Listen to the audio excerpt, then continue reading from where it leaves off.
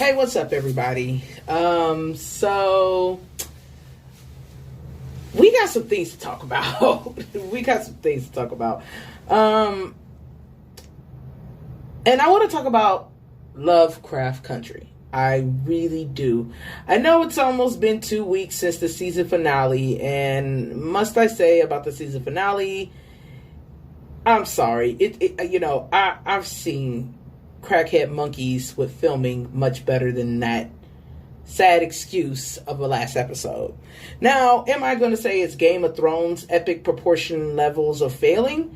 No, it's not, because I can actually watch the damn thing again without having to vomit unlike Game of Thrones. Really, because, oh God, nobody watched that. Don't waste 10 years of your life with that one, okay? Or at least the residual hours of your time. But I digress. But I am going to get into a sort of constructional rant here, something of construction, because we can all learn from some things. But the reason why I just want to take a shout out to, give a shout out to orgasms and bubble baths, for totally inspiring me to, say my own feelings out, because I don't want to keep typing up everything all the freaking time. I just really, really, really don't. But, since my live feed or my news feed, of course, on Google is always pointing me to Lovecraft Country stuff, I figure I talk about some things that I've been seeing in these articles that have been slightly pissing me off a little bit. Now, fair warning, fair disclosure, fair everything. If you are white listening to this, I would suggest you do as Christina Braithwaite do and shut up and listen, okay? And I would suggest to you, if you are ever in a disagreement with a black person over civil issues, that you do not take anything that I say and use it as a get out of jail free card to explain away your racism. If you are a racist, I do not know what the fuck to do with you, but certainly Satan will know what to do with you. So I'm not going to get into that kind of deal, but I am going to get on some one-on-one shit with some black people. Like, orgasms and bubble baths hit a lot of huge points for me. But I am going to be correlating this with, Tick and Leti. But that will eventually come down the road. But I have been seeing a lot of toxic kind of ignorance running around on a lot of, sites like Rant to be one of the many places that's always have something to say about everything, especially everything in pop culture and TV. So I'm here to talk about why Tick and Leti fail at their relationship and why Christina and Ruby succeed in their relationship despite their tragically poorly written endings. Now, I'm not trying to knock off Jordan Peele or Green. I'm not trying to knock them off. I think they did a brilliant job at trying to convey the message that they wanted to convey, but I felt like along the way the message that they wanted to convey got lost in transition, and I believe Jordan Peele suffers a lot from that as a writer, or a producer, or showrunner or screenrunner, or whatever you want to call it. I'm not really into a lot of shows, but when I do get into them, I do get into them. But I rarely ever talk about them, but I do also share my opinion. But I want to get into this issue, and it ties into each other. And it's about, now, if anybody needs to know, I am an extremely, extremely, extremely big fan of Ruby and Christina's ship. I love it. I'm not here to knock anybody's ship with Tick and Leti. If you enjoyed that ship as a straight person, whatever floats your boat, sail away. But if you are just plain in denial about the toxicity of what that was when it was, happening, go seek help and go look into your soul. I'm a little bit more rougher and coarser than my girl orgasms and bubble bath. I'm just going to tell it the way it is, because Why the fuck not? Okay. Ruby and Christina are a complicated, hot ass mess, but in a good way. It was a very, I did my second rewatch of the show, and it was a very, very real moment, that I had to say, episode 8. That was one of my favorites, one of my favorite episodes, actually. But, I mean, 10 was great for the kiss, but then after that, my black ass just checked out. I was like, fuck this, I'm gonna check the fuck out. I don't know how I'm gonna check out, but I'm just gonna fucking check out. Okay? So, if we can be, let's be honest. Okay, let's be honest. I have to say it like this. Overall, for what the show was. Overall, sweetie. Overall, for what the show was, I still have to say, between the two cousins' deaths of Tick and Christina, I have to say, in comparing their relationships against each other, Christina and Ruby's relationship was way better. Now, before folks start saying, how is it better? She's a racist bitch.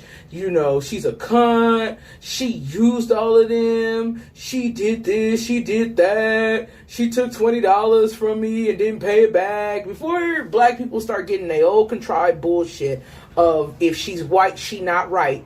Let's rewind some of the facts back, shall we? Because, I'm going to let you know one thing about viewership and even reading. When you view something for the first time, you actually miss about almost, I believe they say 40 to 60% of the information that conveys until you rewatch it the next time. The percentage could be higher, depends on your kind of,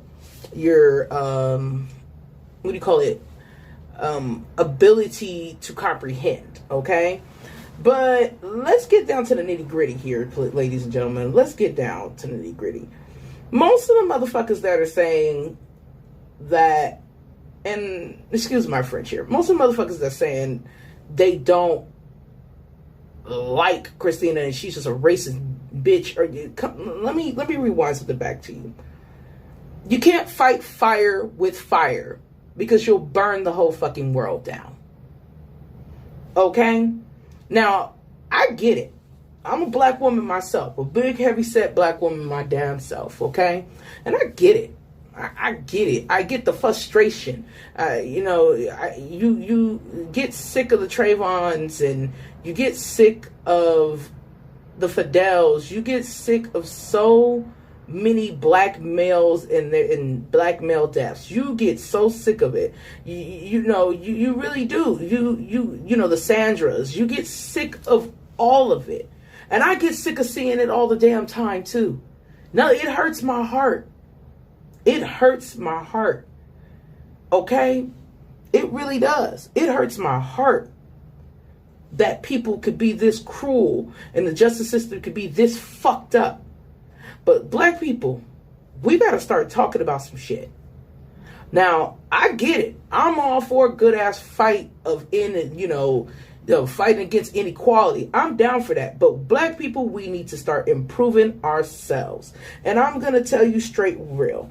Now, it was everybody's wet dream to see Tick and Leti together. And when Tick died, people were like, the hate for Christina started coming out in droves. It's like, this fucking bitch, she killed him. But really, Tick killed his goddamn self. Okay? Tick killed his goddamn self. I am sorry to say that. And Leti let it happen with her bullshit too. And she just expedited the process. And the reason why I'm going to tell you why Tick and Leti is just poor fucking couples together, we see when you get to episode motherfucking 3. We see it. Holy Ghost. We see it when we get to Holy Ghost. He just fucks all over it. Like, there's no communication. Now, I'm not saying Jonathan Majors and Jury aren't the shit. Like, Jonathan and Jury are wonderful, beautiful actors. I love their style. I think they're really good people. I think that they have a lot of chemistry on screen for their lines. But if we take the time to look at their relationship as just Tick and Leti, it's all kind of fucked up. And the reason why I'm going to say it's all kind of fucked up is because toxic masculinity. Toxic masculinity is a thing. Now, I get it in the media, like, we want more stronger black men. I never said we didn't or we couldn't have stronger black men, especially due to the fact of, often Hollywood likes to try to, dehumanize black men and make them dress up in dresses and all the above and do stuff like that. And pretty much break down black male pride. But toxic masculinity is a big thing with Leti and Tick's relationship that I just cannot fucking stand to the death of me. I'm going to try to make this as quick as possible, but when you get to the Holy Ghost episode where Tick and Leti just get it on in the bathroom, it's so not gross or anything. I'm a lesbian and I don't find it gross at all, because there's times where I've watched straight romances and I'm like, damn, he fucking the shit out of her. Like, he must love her. But them, it just looks like your chihuahua humping your fucking cat, to be quite honest. You're just like, just go together, but you're interested in it at a certain way. Like, how is this working with his penis in her? Like, or in this case, how is it working with the chihuahua's penis inside the cat? Okay, I know I'm talking about animals and equating black people, and that's very horrible. I do not mean that. I mean, to equate my people as animals would be equating myself as a goddamn animal. I mean that as no harm. But at the end of the fucking day, there was just no passion to it. I mean, Tick is so caught up in trying to be this man and getting jealous because Letty's dancing with another man and Leti being a dumb storybook bitch. I'm sorry, I say dumb storybook bitch, yes, because it's always some women in shows and movies with that basic ass, generic ass, plain ass, bland ass fucking like role. It's like, I'm gonna make him jealous so he'll fuck me or love me. I don't know why heterosexual relationships do this, but it's like getting so played out. Like, I'm a lesbian woman, I support our relationships as long as they're healthy and decent, but I'm just like, I am so sick of seeing that. That's so gross. It's so gross to make your like a potential person that you like fucking like jealous and bring out that ugliness in them. I mean, you're supposed to work on the ugliness together in a relationship thing. I'm no fucking counselor, but I would tell it that much as that. So, I mean, you see him and he just goes and grabs her and just starts smashing on her and shit. While Ghost is looking, I guess the ghosts are all looking and probably possibly trying to figure out ways to record it on Pornhub. But I digress about the ghosts, man. Bless the ghosts that were in that episode. They did good. But I mean, you see it on that episode, and then you see it on another episode after Leti almost literally has the most red flaggiest moment. I mean, the most red flag having moment that you can fucking have. After she literally had to almost take a baseball bat to knock fucking Tick's head in like a home run. And this is after Montrose, by the way, killed Yamiya, the only two-spirited character, which BTW, we will be getting sooner or later on down the line of episodes about the blatant homophobia and colorism in this damn show. I mean, like I said, Misha Green did her thing, but, and I gotta support it as a black woman, but the gay part of me is just like, bitch, what the fuck did you do? I want to strangle the shit out of you, okay? That's just literally how I feel. I mean, it's just like you just literally took a dump on one section of people and then just elevated another section of people with no character development at all, or at least decent character development. But aside from that, not to get too ranty, and keep this low-key under 20 minutes if I can, the situation that I just have so badly with this Christina and this Tick and Leti thing, is that it's just primal. I mean, there was a moment too where, you know, Leti finds out that she's pregnant. Like, she finds out that she's actually pregnant.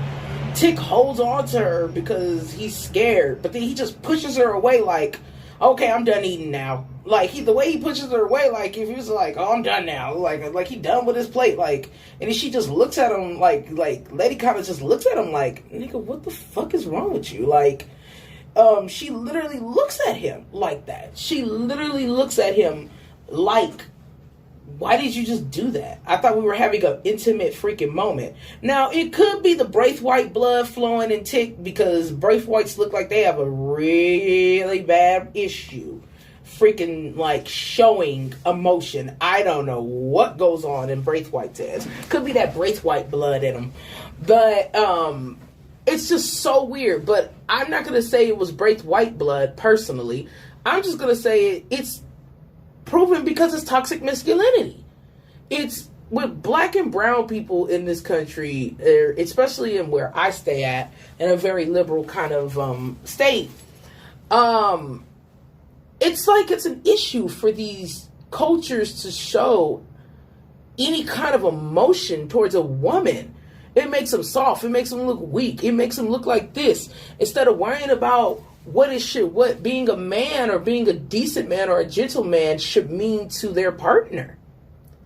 And it's really sad to see black men jump into this loop and try to flex and jump into this loop and try to do clout, acting like they're the biggest man on campus. I understand that the system has fucked us over, ladies and gentlemen, but this doesn't mean that we have to still keep on repeating these same detrimental habits. It's really bad. I mean, we have a bunch of white people checking their white men for, you know, toxic masculinity. Black people need to start doing the same thing too. Okay?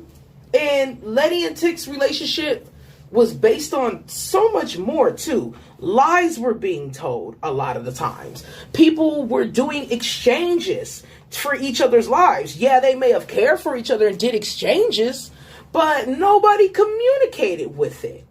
Nobody communicated with anything. And I'm sorry to say, between the miscommunication, Tick beating the holy hell out of his dad, even though Monterose did deserve it, because Monterose was an asshole. I ain't gonna sit there and lie. But between that, ladies and gentlemen, that was red flags. To be quite honest, that was red flags. I'm sorry. That was just red. It's too red flaggy. And the part that really kills me about it is, Tick never says he loves Leti. Leti has all the love in the world to give. And mind you, she is this kind of gets back to a certain situation about women not being loved or cared for in general. Even though technically Ruby should have been the forefront to be cared and loved. Leti, the Letis, the Holly Berries, the everything that's around in the media today, that skinny, light skin, and not too dark, okay, or not too loud, or not too ignorant, or not too whatever, has had their chances to suck on any kind of dick, pussy, or kiss any ass that it's wanted to in Hollywood, okay? It's had its chance to be the co-star and the star, okay? The colorism is real, but we're not going to get on that too much. But like I was saying, Leti's sitting here with love full to give, and she says, I love you, towards the end to Tick. Tick just sit there and start crying a little bit, like, oh, I guess that, like, I'm supposed to read from that he loves her back because he's looking at her. This nigga could be having water in his eyes because onions is under him, okay? But I digress, okay? He probably had his eyes watering and looking at her because he knows he's gonna die. I mean, come the fuck on. You know you're gonna die. I kind of would cry too if I know I'm getting my wrist cut and bleeding everywhere to give a crazy, yet sexy Christina Braithwaite immortality, which leads me to a lot of things that I cannot stand about Leti and Tick's couple. First of all, there's no really assertive boundaries with these people. And there's my 20-minute mark, but there's no kind of assertive boundaries, if I had to say so myself. Meaning, Ruby made a very good suggestion, or a very well timed out suggestion on the episode I Am, where she says, Mr. Fix-It ain't got no job. So you let this man stay up in your house with no job, no prospects, except for, I'm just going to go find and do hunting and magic. Okay, yeah, Christina has the luxury to be this lazy, white, entitled chick. But she's rich. That's just where it is. Okay, this is how the story designed itself. But long story short, about the situation, he's just sitting there. And they both just sitting there. Ain't got no job. Ain't got no nothing. And I understand they're fighting the world of evil, but I think they were fighting an evil that really wasn't an evil, which was Christina. She really wasn't an evil. I mean, now Captain Lancaster, that was evil. That nigga was hacking up body parts like fucking beef Stroganoff. I mean, he was out here diminishing black bodies. Samuel Braithwaite, literally diminishing life in black bodies. Christina Braithwaite has not diminished any bodies whatsoever, any black bodies whatsoever. Or she has not. I'm not getting where people's enemy, like I said, it's this mentality with this Black Lives Matter movement, even though it matters, and it matters so much, that pisses me off with some of y'all ain't even Black Lives Matter. Some of y'all is just a bunch of hoteps, okay, that just are on this weird kick of feeding, of like using the same tactics as white supremacists and going so far to your corners that you can't see anything, and you're just starting to get just as bad as they are. Now, I'm not saying that black people at any time, if you a hotep, do what you got to do. You're not running, and I will commend black people for this. You're not running around here killing or defacing things or hurting people. I will say that one on black people. That's the only good thing we got. But still, in your anger, don't lose that spirit. And this is the problem that I have, to where I have to say Christina is better than Christina Braithwaite and Ruby are better than Tick and Leti's relationship. Okay? Because the situation is Leti and Tick are floating by on garbage pretty much. They literally, Christina bought that house. She may have wanted that orrery at that house. But Christina could have got that orrery out that house at any fucking point in time. The woman is rich. She could have bought the fucking house, said, I want this house, and bought it her fucking self. Do you guys realize how dumb when you say Christina is just a white, feminist, crazy bitch? Do you know how much money she could have bought that house for herself? But she chose to buy it for Leti and the family. People don't think about these things. Christina could have said, fuck you, and kept it moving. It's like, fuck you, I'm white, and I'm right, and kept it moving. Okay? She could have said, fuck you, I'm white, I'm right, and I'm bright, and fuck all y'all, I'm going to be doing some witch shit. Get your ass over here, and blood sacrifice me. Juice me up, baby. She could have said all that shit, but she chose not to. And you want to know the reason why she chose not to? And she chose not to go any route that she could have just went. Because she's not as evil as what people think. And we're going to get to the second part of this situation. The begging. The begging between Tick and Leti. You mean to tell me two whole ass niggas, excuse my French when I'm saying this, two old ass niggas can't come together to do anything, or to make up spells, or to do anything? Like, literally, Christina just said, all you need is will, intent, and alignment. I mean, she literally, you know, and they could have said, well, what does that mean? Or what does that mean? They didn't, and they literally, the writers literally dropped the ball on the imagination. They got so real that they dropped the ball on the imagination. But we're going to get to my favorite, Ruby and Christina. And Ruby and Christina are just phenomenal. I mean, I'm sorry. Even with the deceit of William, I still have to say that was a little bit different. with William and the reason with Christina. And I wouldn't necessarily count that as a lie more than a situation of an instinct of survival for Christina. And I will be getting onto Christina Braithwaite videos in the future about why Christina is the way she is and my possible theories for that. But Ruby and Christina from Jump Street have the most brutal and honest freaking relationship with each other. It is brutal. It is honest. It is forthcoming. It is eye-opening. To where it changes a girl, a little blonde, crazy, damn white chick with a big dick complex, aka Christina. It changes her course of life slightly, or it slightly alters it, or it slightly aligns it, or misdirects it. But it's not enough of a push because of the barriers that were put down at that time. But that brutal honesty of how they were honest together, how they were on a united front, really, really, really just stuck out for me. Tick and Leti were not on a united front. They were hiding so much things from each other. And for some people to say that that's the better of relationships, that is not the betterment of relationships. That is not a betterment of relationships at all. I mean, quite literally, Ruby was staying in Christina's house.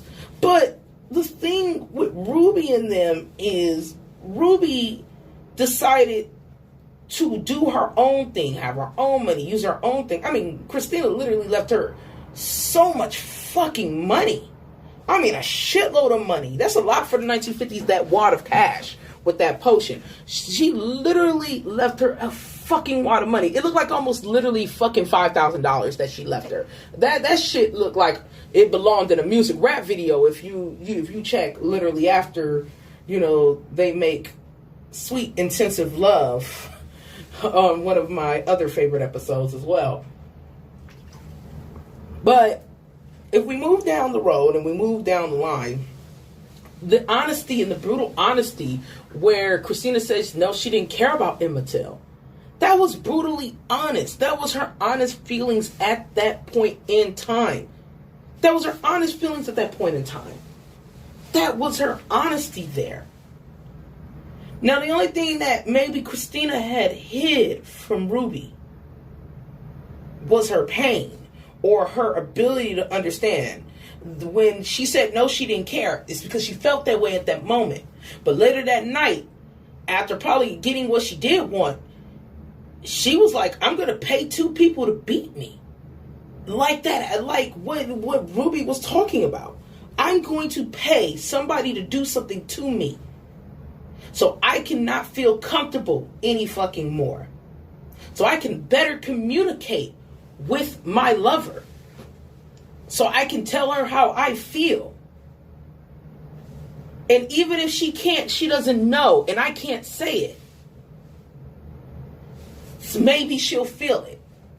And that's the big problem. A lot of people say, well, she just did that to test out a spell. No, she didn't do that to test out a spell. Because the thing about it is, if she did, she would have never, she could have just put it on Leti and then fucking had a gun and shot Leti.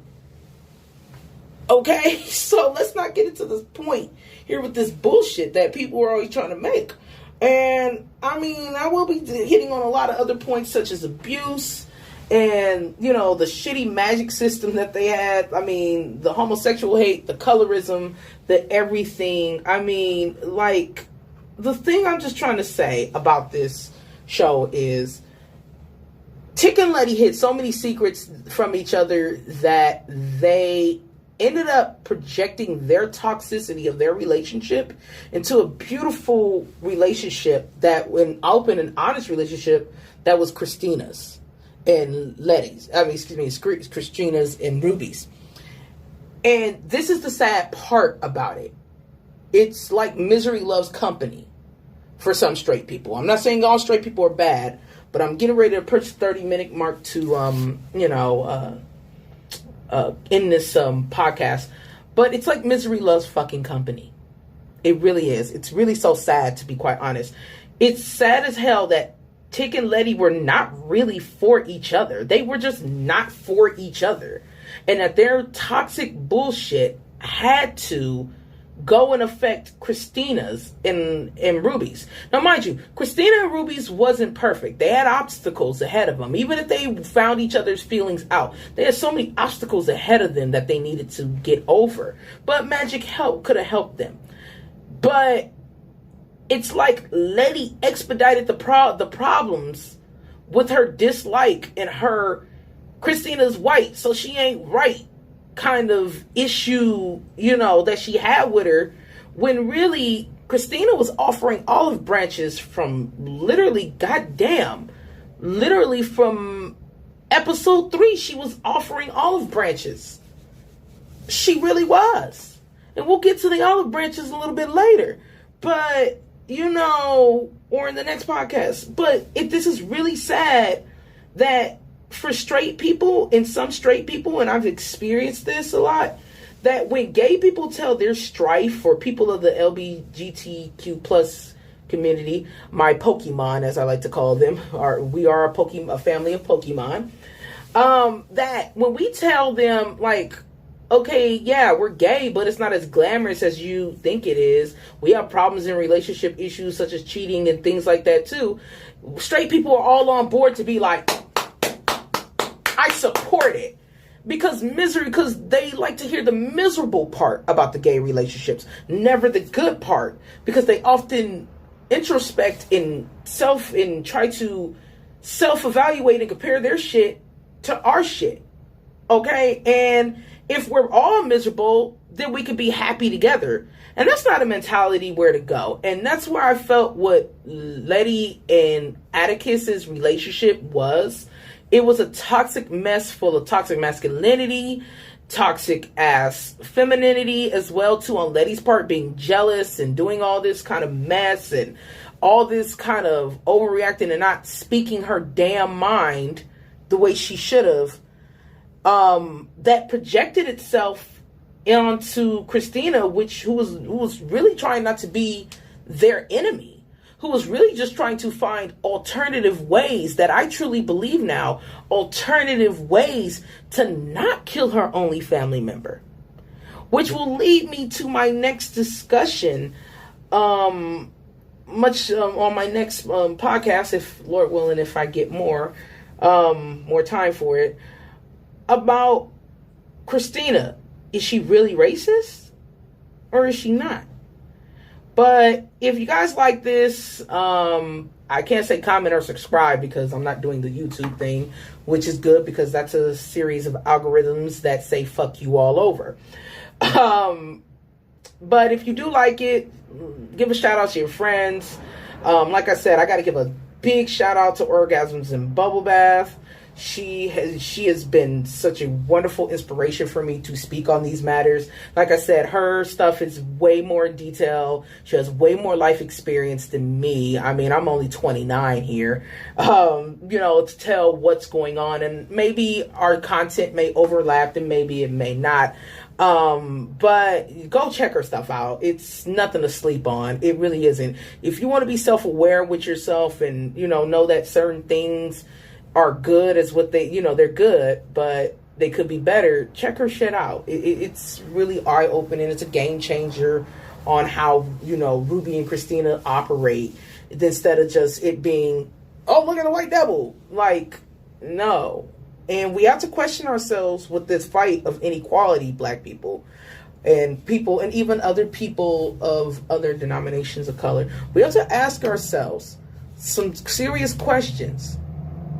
When is a fight the right thing to do? And when is a fight not the right thing to do? Because the thing of it is, we can't go out poking everybody else's eyes out when we think they're the enemy because they're a certain color. Because if so, we're all going to be a bunch of blind motherfuckers. But if we do end up being a bunch of blind motherfuckers from poking each other's eyes out based on the discriminatory registrations that we have with each other, at least we'll be blind and the racism can stop. So, I don't know. But check my stuff out. go ahead, like, comment, subscribe, share my shit out. I don't care. I'm probably going to be getting much realer with people in later times and essences. But yeah, let me know. But thank you guys so much. And that's a wrap.